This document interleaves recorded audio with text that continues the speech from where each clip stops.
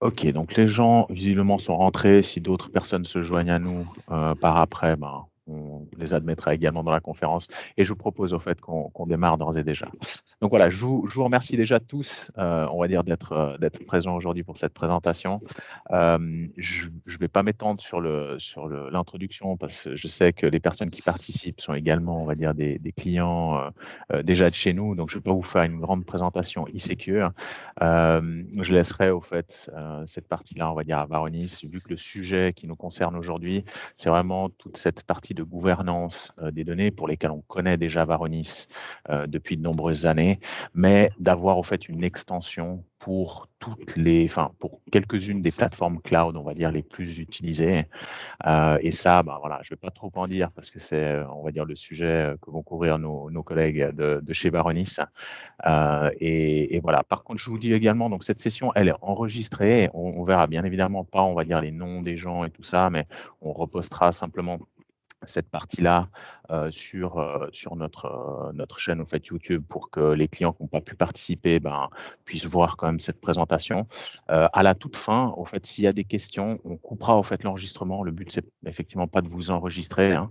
Donc voilà, simplement sachez qu'on enregistre la session de présentation générique, mais qu'on coupera effectivement l'enregistrement pour les sessions de questions-réponses. Et je passe d'ores et déjà la main à nos amis de chez Varonis. Donc, je vous laisse reprendre la main. Merci Nelson pour cette introduction. Donc je vous propose de commencer cette présentation. Comme l'a bien évoqué Nelson, on va s'orienter vraiment sur la partie Data Advantage for Cloud.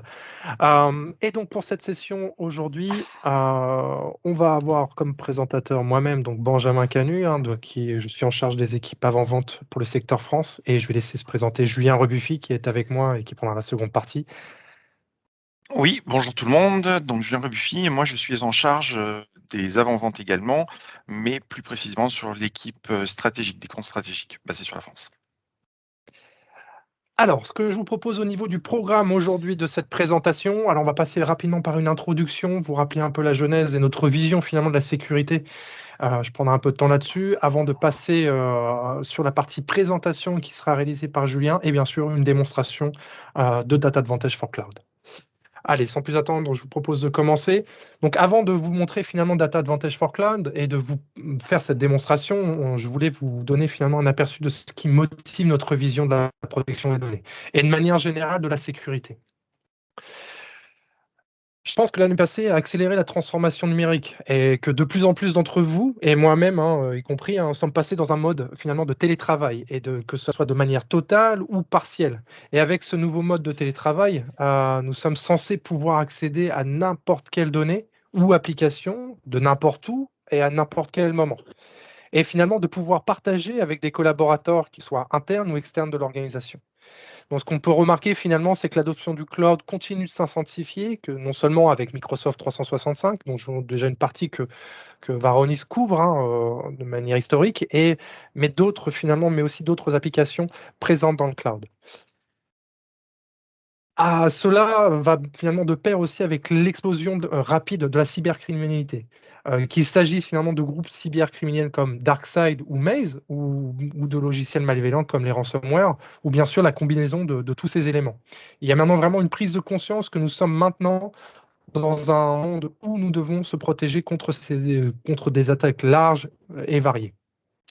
Et parallèlement à tout ça, finalement, on remarque de plus en plus de régulations qui sont présentes et ces réglementations sont centrées sur les données. Elles sont conçues pour protéger les données que nous possédons ou non sur nos clients ou nos partenaires.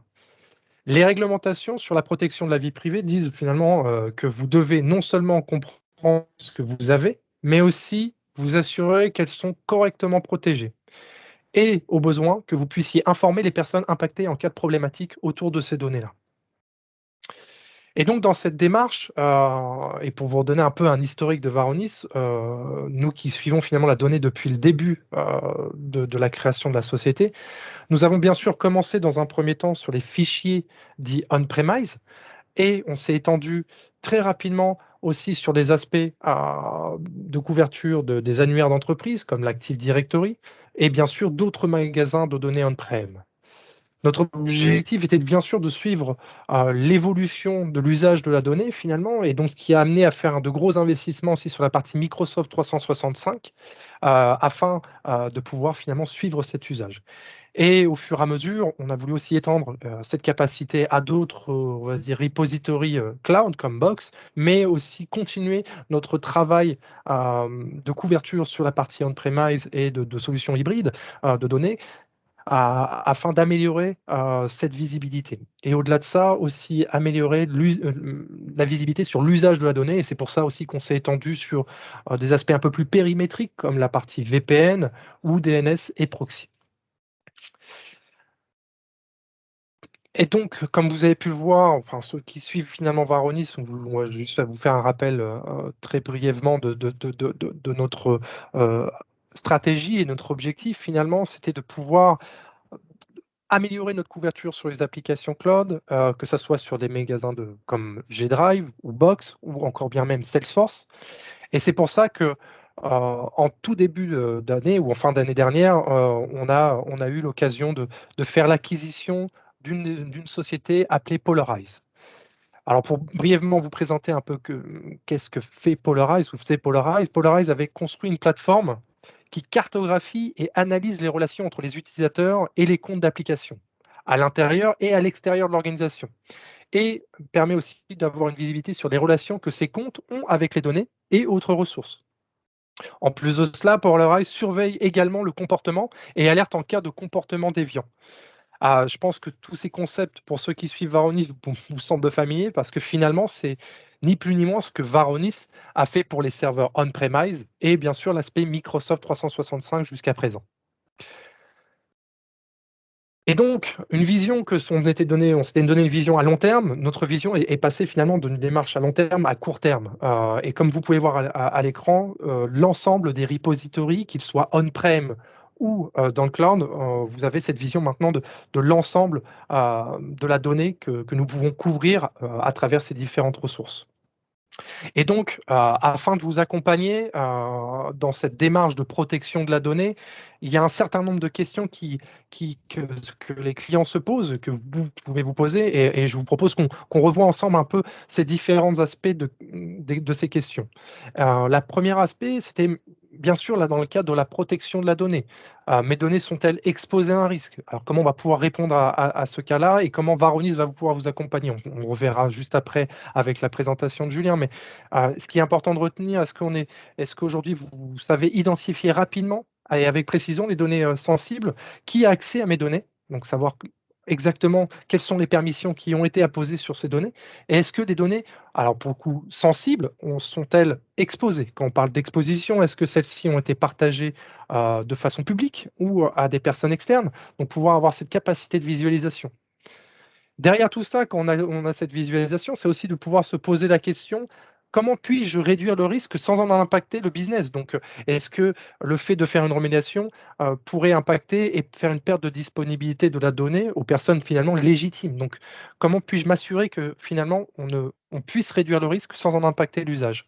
Et dernière chose, et pas des moindres, c'est est-ce que je suis en capacité de pouvoir identifier des erreurs de configuration, notre posture finalement face à la sécurité, et surtout de nous assurer que nous sommes en lien avec les politiques de sécurité que nous avons définies, et afin de pouvoir finalement éviter des catastrophes finalement ou des attaques. Et c'est pour ça que je vais rentrer dans la deuxième phase qui est vraiment l'identification de violations de la donnée et de potentielles attaques. Et donc là, on est plutôt dans la threat detection.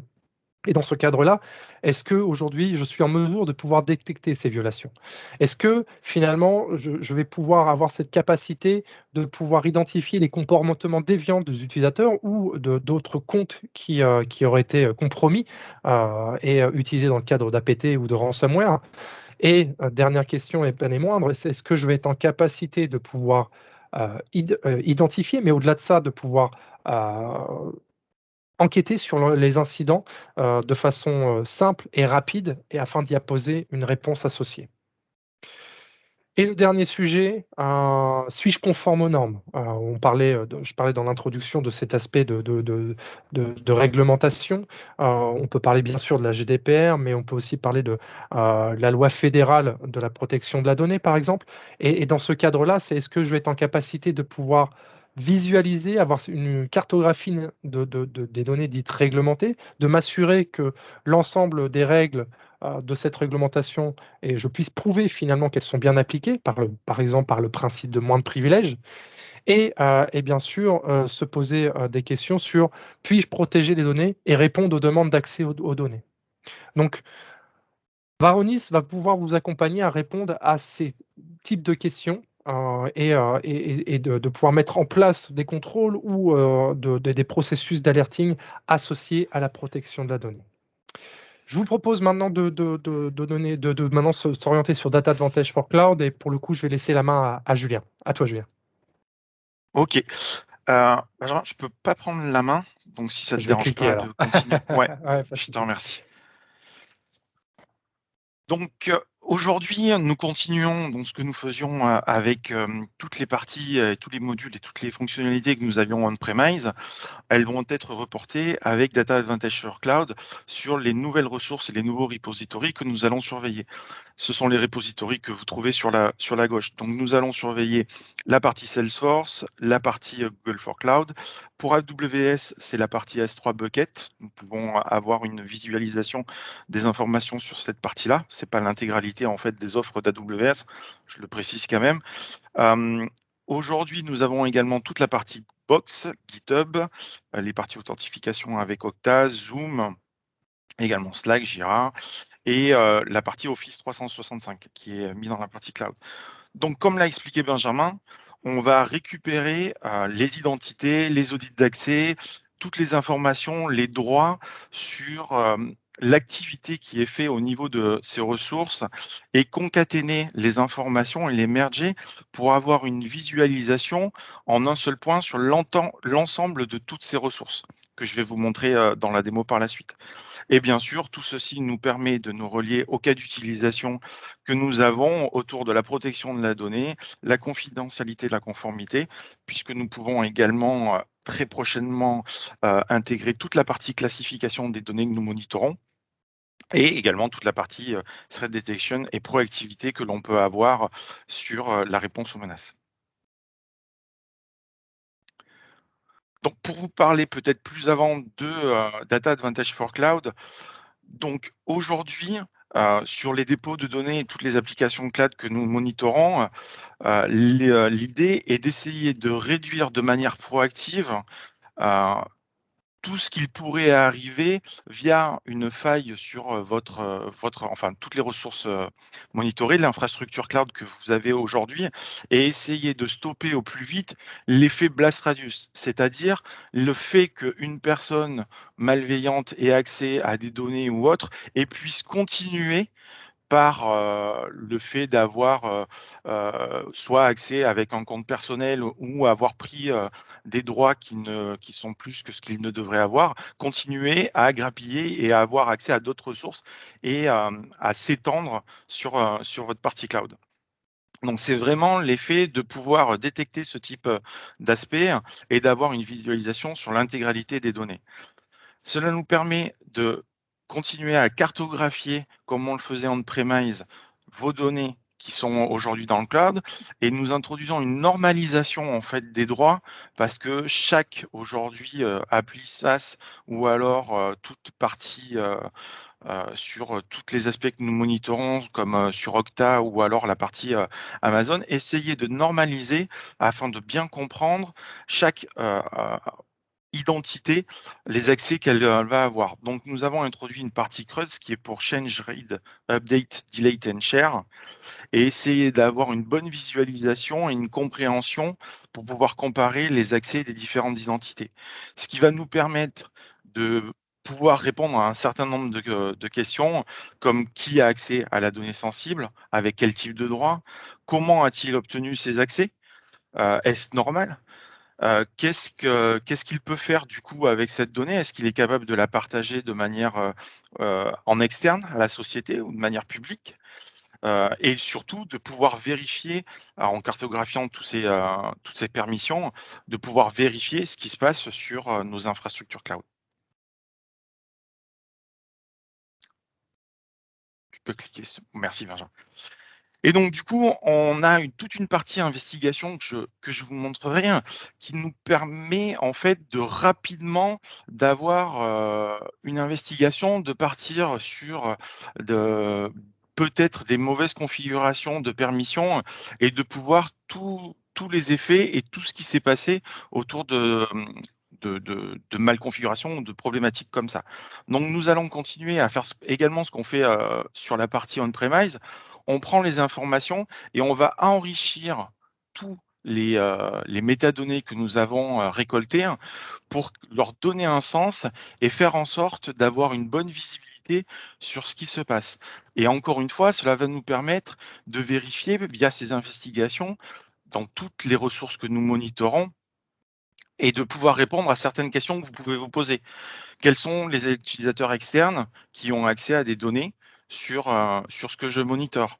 Est-ce qu'aujourd'hui, toutes les personnes qui ont des privilèges, comme les administrateurs ou des personnes ayant des privilèges élevés parmi les utilisateurs, est-ce que j'ai le bon niveau de sécurité? Dans l'exemple là, c'est pris, est-ce qu'ils sont avec une authentification, un multifacteur?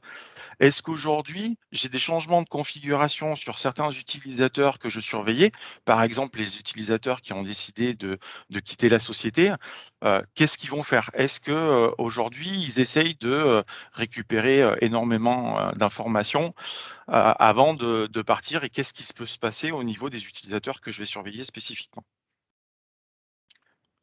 Le prochain. Merci.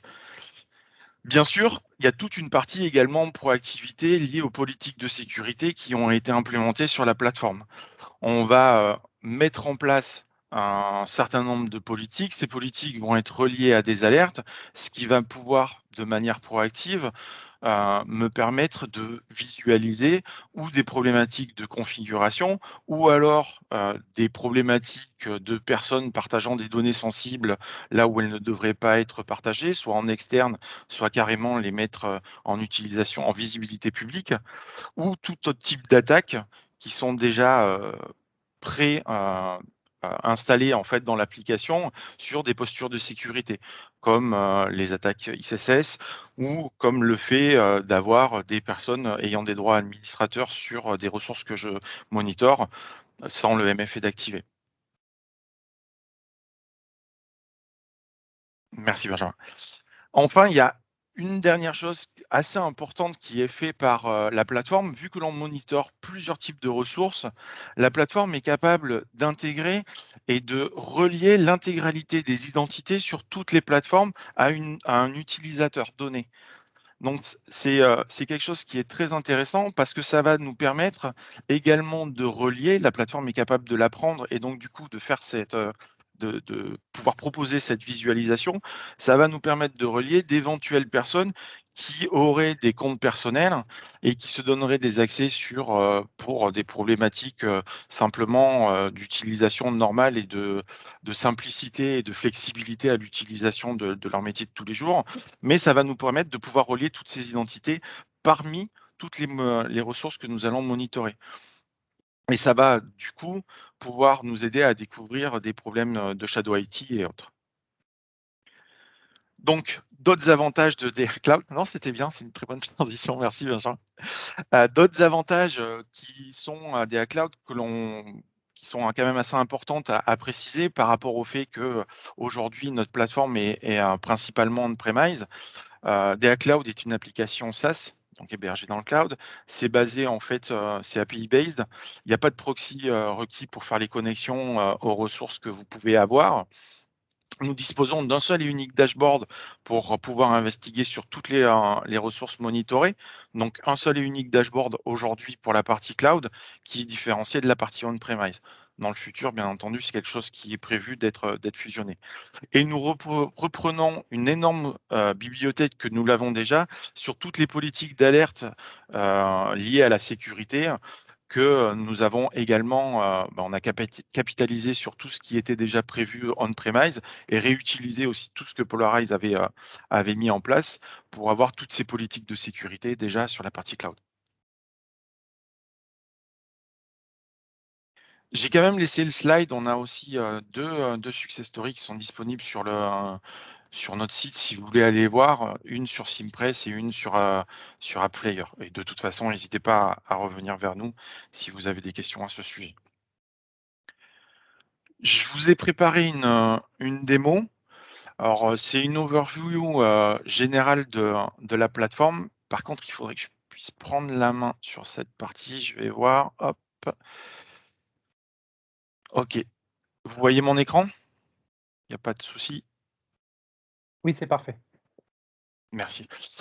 Donc voilà, la plateforme se présente comme ça. Nous avons un dashboard qui va nous permettre d'avoir un certain nombre d'informations sur les plateformes que nous allons monitorer.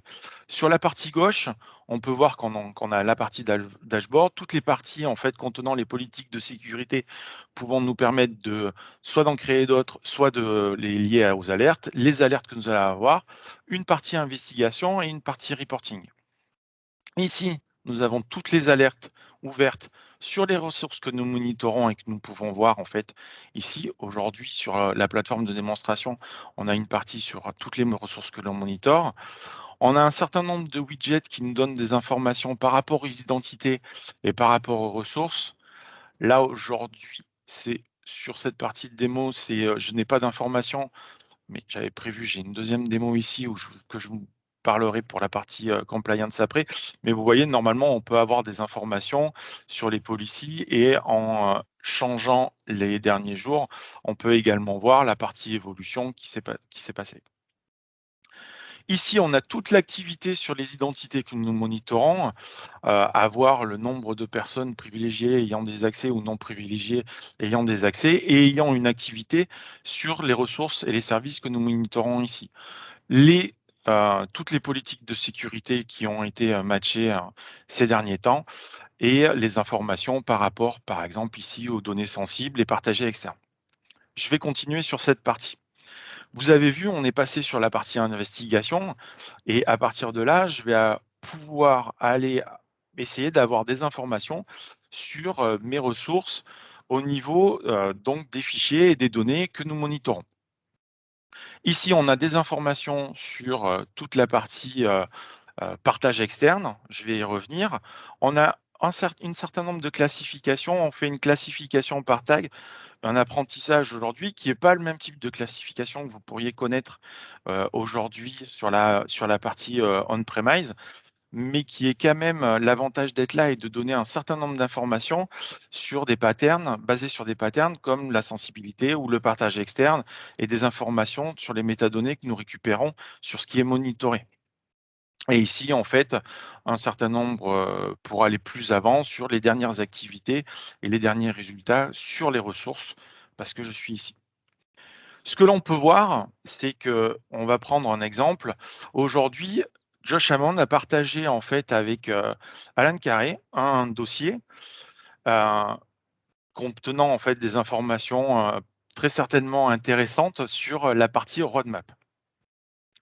En fait, ce dossier, je peux voir que c'est un dossier dont Josh Hammond est propriétaire et qui aujourd'hui contient des données sensibles qui ont été partagées, qui sont partagées en fait et accessibles de manière publique. Toute personne ayant le lien en fait à ce dossier peut y avoir accès et qui ont été aussi partagées à des personnes qui étaient extérieures à la société.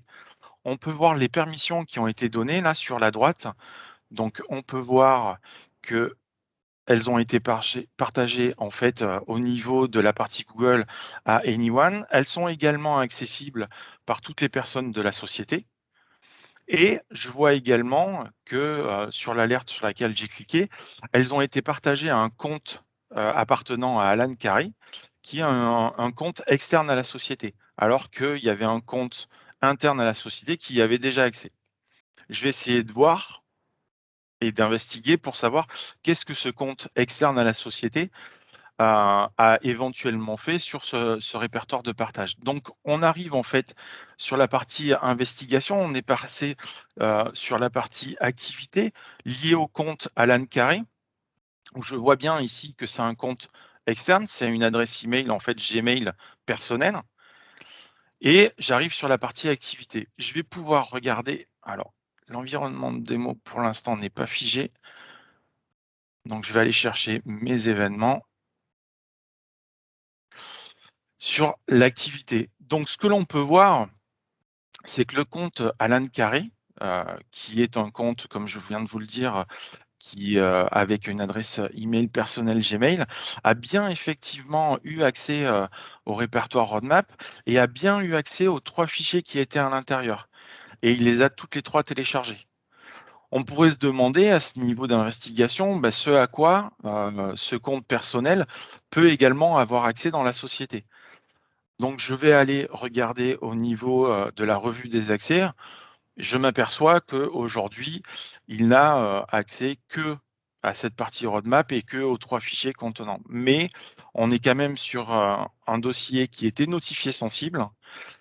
Il a également les possibilités avec ce compte de éventuellement repartager ces informations à d'autres personnes et de pouvoir, comme il l'a fait, télécharger.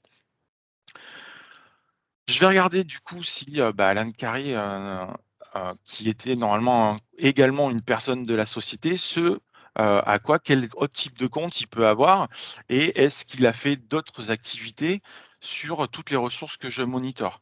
Donc je m'aperçois que effectivement il avait accès ou il a toujours accès, on va regarder, à différentes ressources qui sont monitorées. Donc là, je vois qu'il a un compte Zoom, un compte Salesforce, il avait également une partie Okta, il avait également un compte Google. En passant en fait sur les différentes activités, alors attendez, hop, j'ai juste un petit défaut d'affichage sur cette partie-là. Donc, je m'aperçois que son compte Okta aujourd'hui est désactivé. Donc, le petit point rouge ici me signale que c'est un compte désactivé.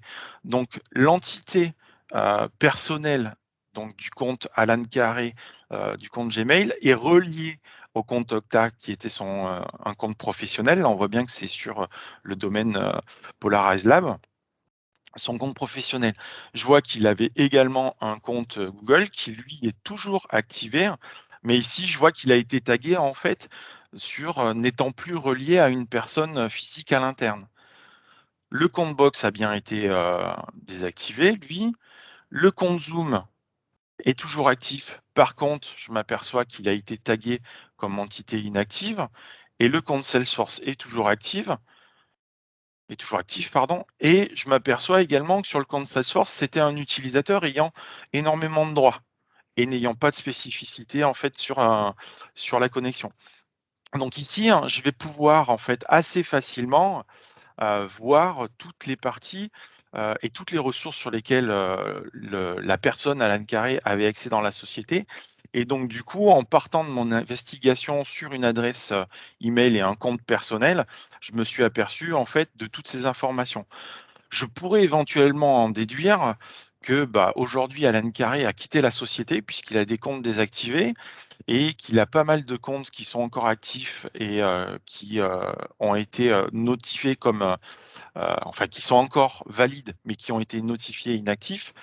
Donc, il se pourrait que Alan Carré ait quitté la société et que notre process, en fait, pour de gestion de ces différents comptes n'ait pas été finalisé correctement.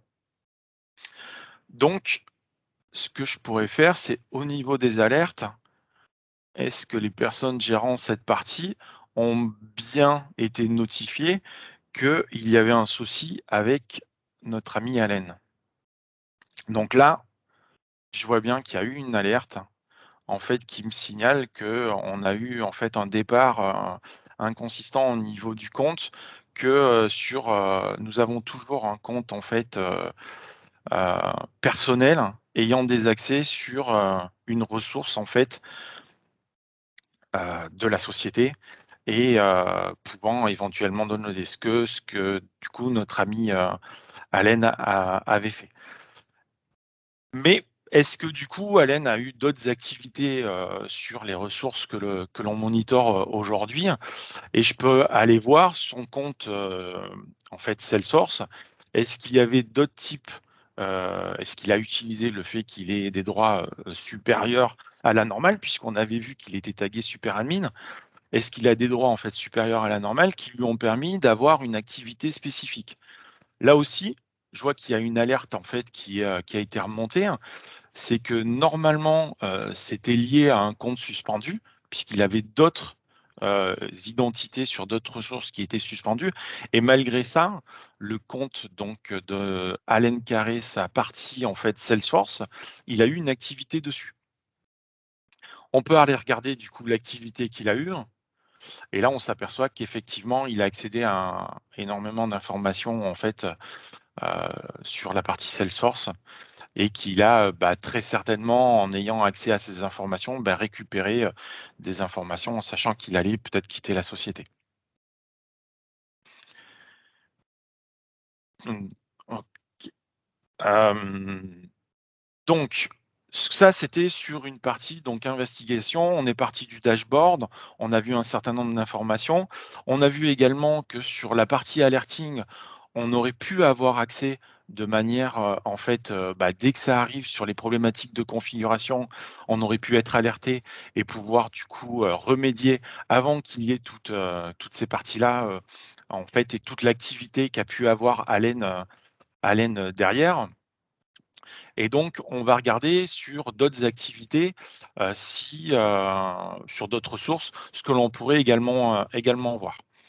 Donc là, je vais partir sur une alerte plutôt d'Okta.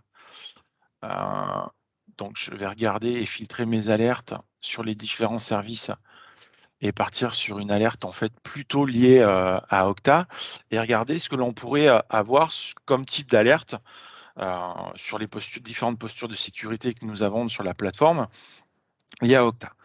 Là, je vois que j'ai une alerte qui est liée à une connexion en fait sur un service store qui a été détecté sur nos infrastructures.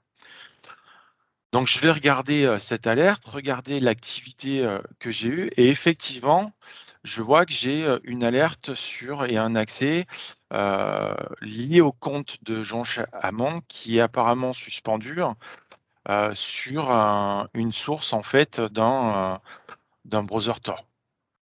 Donc, j'y suis sur ma partie alerte et je peux passer à nouveau en mode investigation. Il me suffit de cliquer en fait sur le compte, l'identité, et avoir les informations liées à cette identité et je vais pouvoir commencer à investiguer. Donc, c'était une alerte dans le passé. Je vais regarder sur les différentes activités. Effectivement, c'est un compte qui a eu beaucoup d'activités. Je peux également ajouter un filtre ici pour regarder les activités qui sont liées à ce compte et qui auraient pu être liées à la partie Tor. Donc, je vais ajouter un filtre sur la partie source et voir tout ce qui est venu en fait de connexion Tor. Et je m'aperçois que c'est un compte qui a utilisé beaucoup ce type de connexion et qui a eu accès à énormément de services en interne de la société. Je vois qu'il a eu accès à des parties comme Salesforce, mais qu'il a eu accès aussi à des parties personnelles où il a fait des activités au niveau d'ajouter en tant que groupe admin et d'ajouter des personnes. Groupe admin, il a eu accès également à des labs et je m'aperçois assez rapidement qu'il a eu accès à pas mal d'informations professionnelles à partir de ce type d'activité. Je pourrais essayer de le contacter et vérifier si c'est des choses qui sont normales dans son travail de tous les jours ou pas. Une personne qui voyage apparemment énormément. Donc si on continue sur cette partie, pardon, hop, sur cette partie alerting, Benjamin, si j'oublie quelque chose, n'hésite pas à intervenir ou également à partager. Notre ami en fait, Josh, ce que nous avons également vu, je peux revenir dessus, donc sur la partie Okta, parce que Josh également, on peut le voir, je vais vous le montrer. Je reprends le même type d'alerte pour. Ce qu'on peut voir, il a effectivement eu des activités au niveau, mais on peut regarder également, est-ce que ce compte Okta est relié, comme je l'ai fait tout à l'heure avec Alan Carré, à d'autres types de comptes qu'on va avoir. Aujourd'hui, Josh avait accès à l'intégralité des ressources que nous avons dans la société. Donc aujourd'hui, son compte Okta est précisé en fait qu'il est suspendu. Et on pourrait faire la même chose que sur la partie en fait Alan et vérifier les accès qu'il avait sur toutes ces identités reliées. On s'est aperçu également, quand on a commencé l'investigation, qu'il n'avait pas de partie MFA. Je pourrais regarder sur les parties reporting toutes les entités dans la société ayant des privilèges, comme avait l'air de l'avoir Josh, puisque là je vois qu'il a d'autres entités, notamment d'autres identités, notamment un compte sur la partie Salesforce, où il va être également super admin, il va être admin, et il va avoir accès à énormément d'informations sur cette ressource spécifique. Et je pourrais vérifier très rapidement dans la partie reporting si d'autres comptes ont ces problématiques de ne pas avoir, par exemple, le MFA d'activer. Je vais filtrer en fait sur tous les tags que nous avons et regarder les différents comptes qui n'auraient pas cette partie en fait MFA d'activer. À chaque fois, je fais une pause parce qu'en fait, j'ai envie de vous demander si vous avez des questions, mais c'est vrai que les questions seront pour la fin. Donc, ce que l'on peut continuer à faire, je vous ai montré ce qu'on pouvait éventuellement faire sur la partie Okta. Je vous ai montré comment on pouvait faire une investigation en partant d'une alerte sur la partie dashboard. Je vais finaliser cette vue d'ensemble en fait de la plateforme par regarder un autre type de service, ce que l'on pourrait avoir autour de la partie GitHub. GitHub est généralement un entrepôt de données où on va poser des informations qui peuvent avoir beaucoup de sensibilité en termes de propriété intellectuelle pour les sociétés. Donc, savoir que ces informations ne sont pas bien protégées ou alors sont disponibles de manière, par exemple, publique.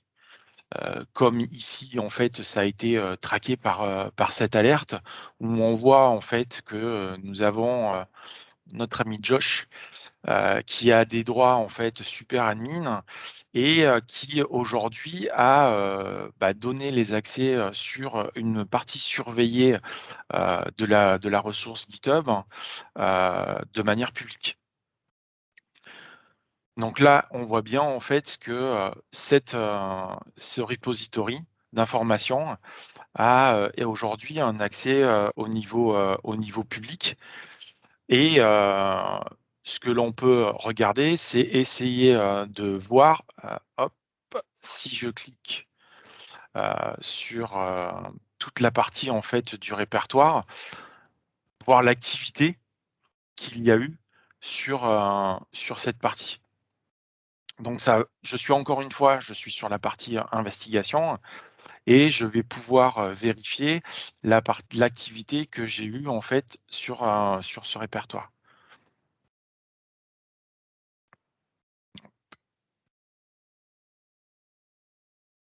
Et je m'aperçois effectivement que nous avons bien eu de l'activité qui a été faite avec un changement en fait de droit sur cette partie-là. Donc voilà un petit peu comment on peut utiliser aujourd'hui la plateforme avec toute la partie investigation, essayer de faire des relations sur l'intégralité en fait différents services et ressources que nous monitorons, soit en partant des alertes, soit en partant des informations sur la partie dashboard ou d'informations que nous pouvons avoir sur nos données. Ce qui finit aujourd'hui ma présentation. Je voulais par contre vous montrer une dernière chose qui n'est pas encore disponible sur la partie DA Cloud. Si vous voulez en fait faire une évaluation de cette partie. Aujourd'hui, on est par défaut sur ce type de fonctionnalité, mais nous avons déjà commencé à prendre toute la partie classification de fichiers et à remonter les patterns que nous avons aujourd'hui en premise. C'est quelque chose qu'on est en train de finaliser en test. Et si c'est quelque chose qui vous intéresse, la classification aussi de vos données et pas simplement un apprentissage via les métadonnées, mais vraiment se baser sur ce que les données aujourd'hui contiennent, c'est quelque chose qui est presque finalisé sur nos plateformes, qui est en cours et que l'on a avec, comme fonctionne aujourd'hui la classification premise, avec les dictionnaires et les différentes patterns.